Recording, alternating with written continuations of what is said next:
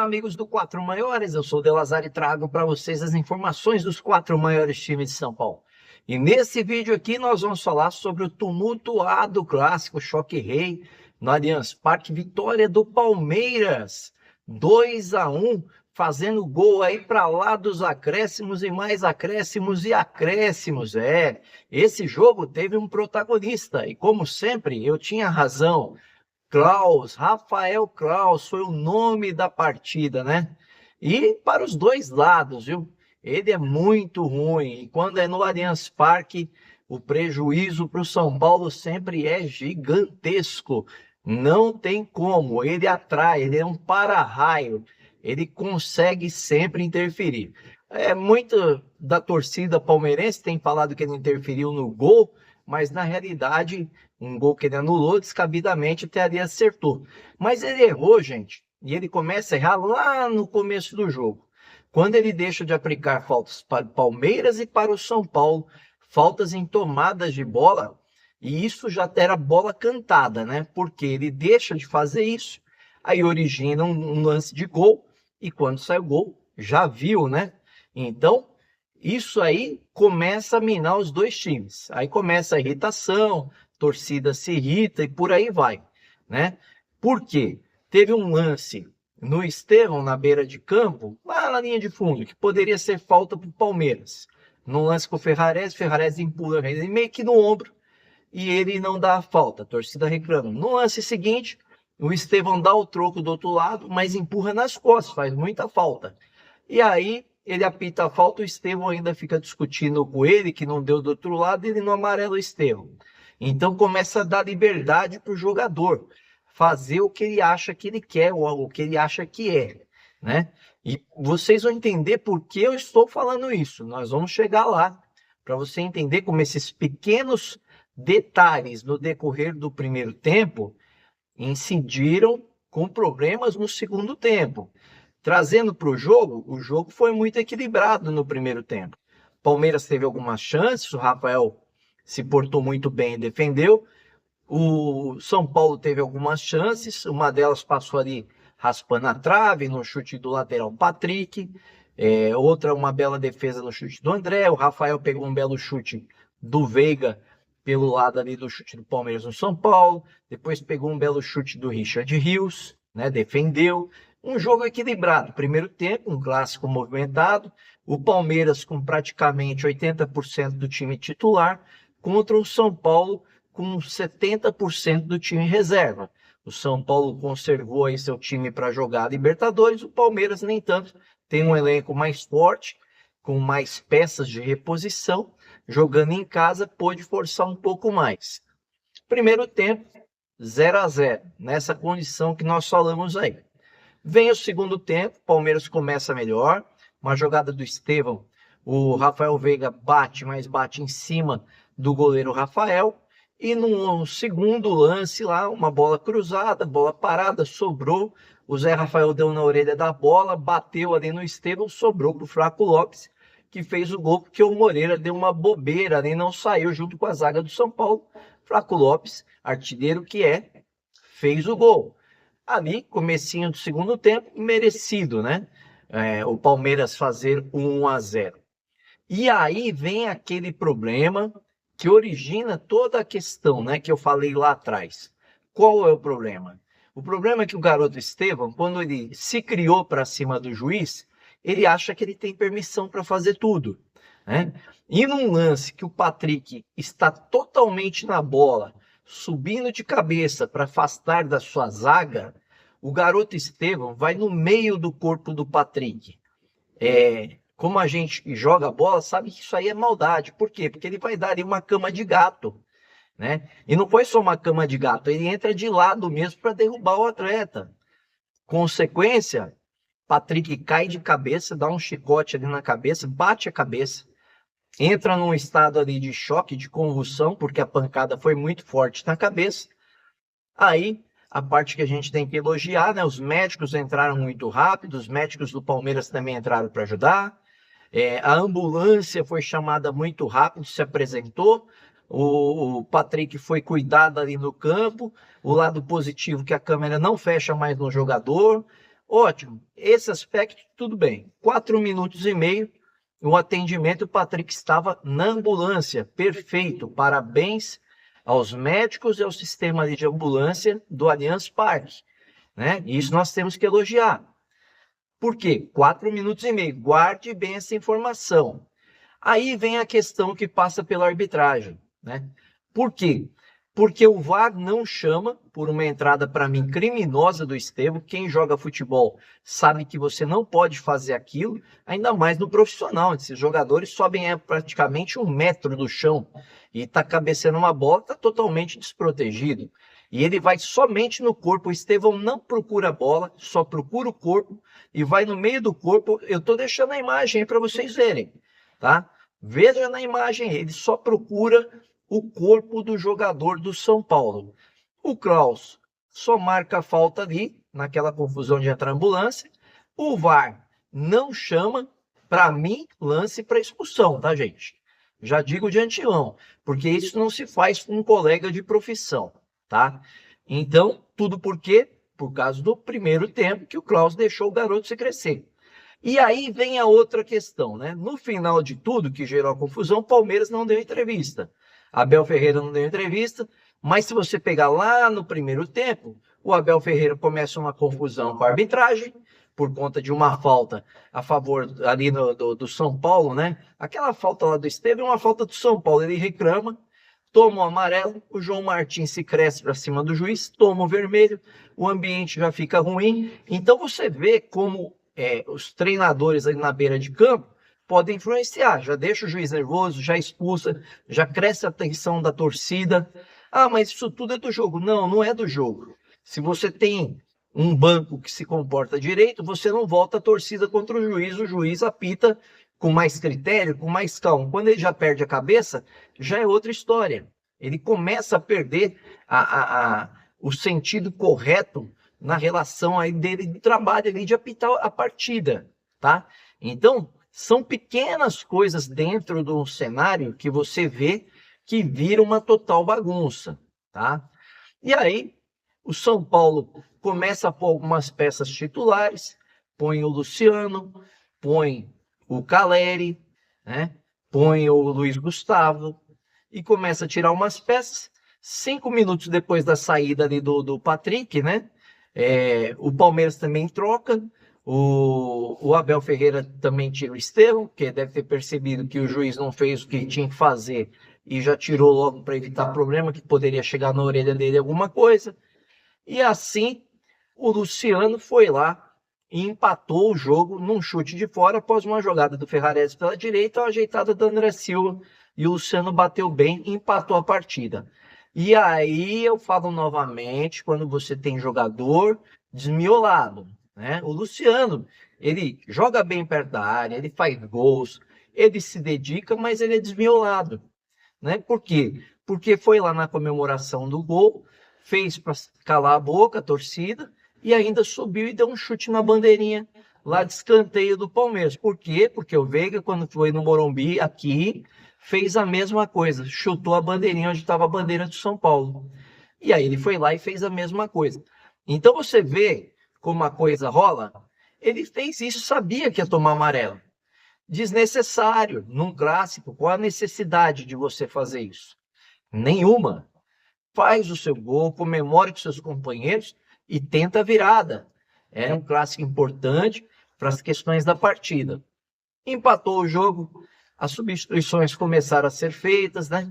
Teve a substituição lá do garoto Patrick anteriormente, mais o tempo. Ou seja, foram feitas 5 paradas para substituição. Normalmente indicam que seja reposto aí 30 segundos por parada. Isso dá 2 minutos e meio. Se você pegar com 4 minutos e meio parado, são 7 minutos.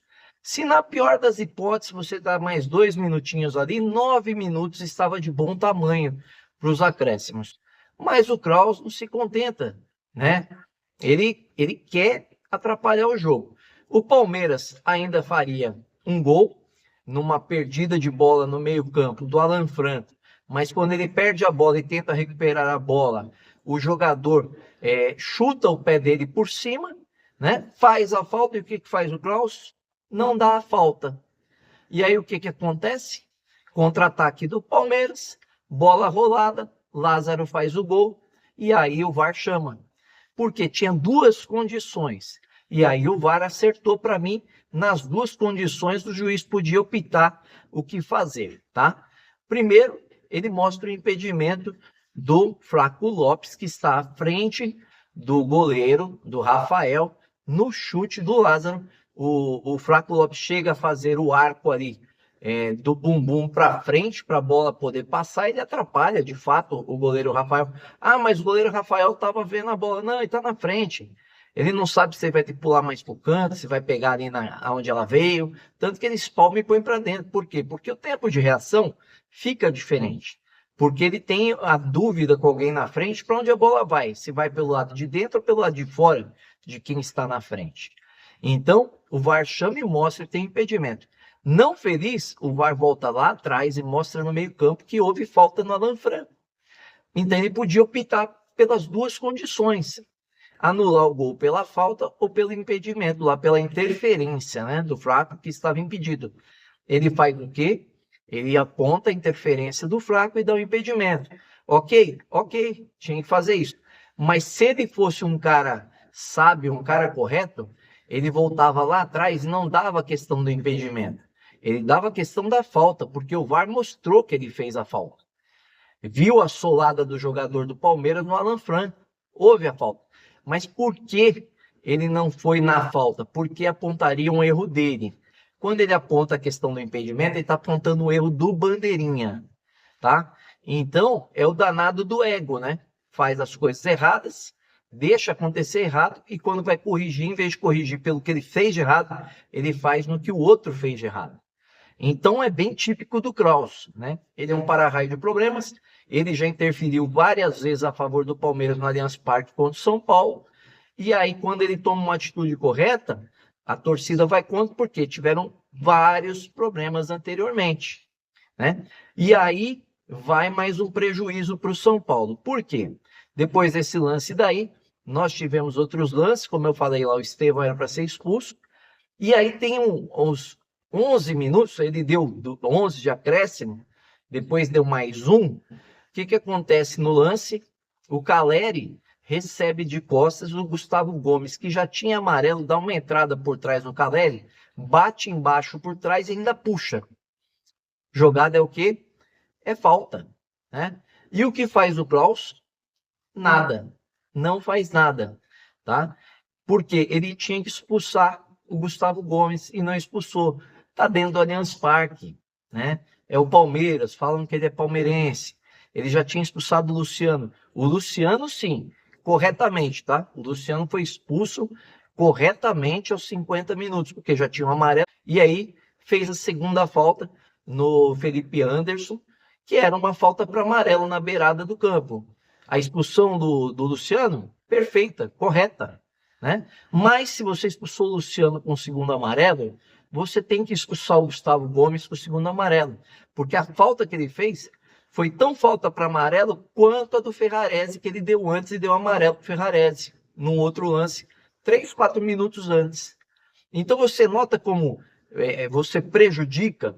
E aí na cobrança da falta, cobrado por Caleri, Caleri recebe uma falta, o juiz não dá, e na sequência do lance sai o gol do Palmeiras já aos 12 minutos e 30 segundos, ou seja, já além dos 11 minutos que ele tinha dado, ele deu mais um, e ele ia dar, acho que até o Palmeiras fazer o gol. Como o Palmeiras fez ali aos 12, ele tinha que dar a saída, aí ele deu mais um para dar 13, né? Para um jogo que não precisava dar 9 minutos, tá, gente? Ele deu 13. Então você nota como ele pilha a cabeça dos jogadores. No cruzamento do Rony, o Flaco Lopes cabeceia no meio da zaga do São Paulo numa falha do goleiro Rafael, tá? O goleiro Rafael saiu mal, foi lá depois da marca do pênalti por querer dar um murro na bola que era desnecessário e tomou um gol no meio do gol numa bola fraca. Se ele fica no gol, a bola do Flaco Lopes saiu fraca, ele pegaria. Mas o gol válido, mas antes lá teve uma falta no Caleri, entendeu? Teve a expulsão do Gomes que não deu. Então, olha quanta coisa aconteceu nessa partida de interferências do Kraus, e a maioria delas, claro, contra o São Paulo. né? Por isso, o São Paulo tinha que fazer um pedido para que esse cara não apitasse mais jogos do São Paulo contra o Palmeiras, especialmente no Allianz Parque, né? Porque tá na cara o que ele é, o que ele pensa e quem ele torce, né? Infelizmente, para o torcedor do São Paulo e para o espetáculo, porque o Palmeiras tem bola para ganhar do São Paulo. O time titular do Palmeiras tinha bola para ganhar do São Paulo reserva, né? Foi assim que eles entraram. 80% titular do Palmeiras, 70% reserva do São Paulo. Então, o que acontece? O juiz vira o protagonista e estraga, né? Ele deu ali o acréscimo olímpico, né? Como nós vimos nas Olimpíadas lá, 13 minutos, 15 minutos, né? Absurdo, absurdo, tá? Por parte do Rafael Claus, novamente. E aí, no fim da partida, o que acontece? Muita confusão, tá todo mundo pilhado. Um gandula que não tinha nada que provocar jogador do São Paulo foi provocar. O Caio Paulista, que não tinha nada que provocar jogador do São Paulo, foi provocar. Em vez de comemorar sua vitória, foi provocar os jogadores. Aí gerou confusão com o Rafinha. E depois gerou a confusão com o Sabino. Gerou confusão com o Nestor. O Zé Rafael procurando problema com o Nestor. Aí tomou 2 murros na cara dentro do vestiário lá. Porque ele foi para cima do Nestor, empurrar o Nestor deu 2 murros na cara do boxeador Zé Rafael, né? E toda a confusão. O Sabino agrediu um representante histórico lá do Palmeiras, porque também ele empurrou o Sabino retribuiu. Então você nota, olha quanta coisa aconteceu ao redor de um árbitro que não sabe apitar, de um comportamento ali da beira do campo, né, de um auxiliar técnico descompensado, no caso do João Martins. Então você vê o que vira um São Paulo e Palmeiras, um Palmeiras em São Paulo, que toda vez acaba em problema, em pancadaria. E aí eu pergunto, se o Palmeiras passar pelo Botafogo, o São Paulo passar pelo Nacional, terá o encontro de quartas de final da Libertadores. Como é que vai estar esse jogo? Eu pergunto para vocês. Vai estar pilhado, gente. Vai estar pilhado de novo. 2 jogos que nós teremos mais 2 guerras se a arbitragem não for bem escolhida, tá? E aí eu espero o quê? Que venha um árbitro de fora para apitar esses 2 jogos. Porque não tem condições, né? E dependendo do árbitro de fora também, acaba fazendo porcaria, né? Não tão pior quanto os daqui, mas acaba fazendo porcaria. Se trouxer aquele... acho que é uruguaio, Stoich, sei lá. O último que apitou o jogo aí do São Paulo. É muito ruim, né? Se trouxer aquele que eles acham que é um muito bom aí, que apita também a Libertadores, Rondon, não sei, péssimo, péssimo também. Então, assim, precisa de uma arbitragem que apite corretamente e imparcialmente, tá? Porque o jogo foi todo estragado por conta da arbitragem. Trazendo aqui para o público, né, do Palmeiras aí e São Paulo, 35.791 pessoas estiveram lá no jogo, né, da torcida do Palmeiras, uma renda de R$ 3.635.550,69. O Palmeiras, com a vitória, subiu ao 3º lugar, 41 pontos, junto com o Flamengo. Passou o Flamengo no saldo de gols, que o Flamengo tomou uma sapatada de 4-1 do Botafogo. O São Paulo ficou nos 38, em 6º lugar, foi ultrapassado pelo Bahia. E pode chegar até o 8º lugar aí pelos jogos que tem para rolar ainda, tá? Amanhã tem o Cruzeiro pode passar o São Paulo, tem time com jogo a menos, e por aí vai. Nos números de estatística aí, nós tivemos, por exemplo, São Paulo com 53% de posse de bola, o Palmeiras 47%, foram 8 chutes a gol do Palmeiras contra 5 do São Paulo, 6 escanteios para o Palmeiras, 1 escanteio para o São Paulo, 7 desarmes do Palmeiras, 12 do São Paulo, 17 faltas do Palmeiras contra 12 do São Paulo. Os cartões foram 5 amarelos para o Palmeiras e 4 para o São Paulo, e os cartões vermelhos, 1 cartão para o São Paulo, tá bom? Que foi o caso do Luciano. E aí o São Paulo agora volta a jogar contra o Nacional na quinta-feira, às 19 horas, no Morumbi, precisando de uma vitória simples para se classificar às quartas de final. O Palmeiras recebe na quarta-feira o Botafogo às 21h30 no Allianz Parque, precisando de uma vitória por 2 gols para se classificar ou 1 gol para levar aos pênaltis. Um empate da Botafogo. Tá bom, pessoal? Ficaram bem informados? Gostaram da análise? Deixe o seu like maroto, como diz meu filhão, se inscreva no canal, acione o sininho de notificações. Gostou demais da conta? Compartilhe com os amigos e com a família. Valeu, um abraço!